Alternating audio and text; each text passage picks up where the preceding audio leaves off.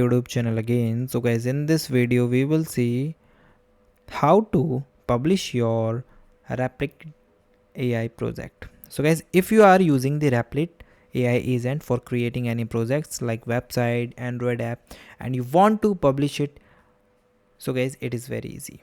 For this guys, first of all, you simply logged in and complete your project. Okay, when your project is complete, you simply just go through the option of here, it's tools and files. Okay, and here you see the option of direct publish. Okay, now you just go here, tools and files, and here you see the option of publish a shareable version of your app. So just click it, and now it asks you some domain. So this is your current domain. If you want to your own domain, so guys, you need to purchase a premium version of this application. Okay, now who can access your app? So just password protected and invited only, and the public one.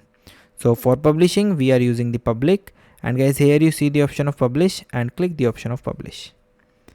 When you click it, your app is published, and here it's preparing, and first provision, then security scanning, then build, bundle, and prompts. And if you want to check the logs, so guys, you simply go here and it shows all the logs during creation.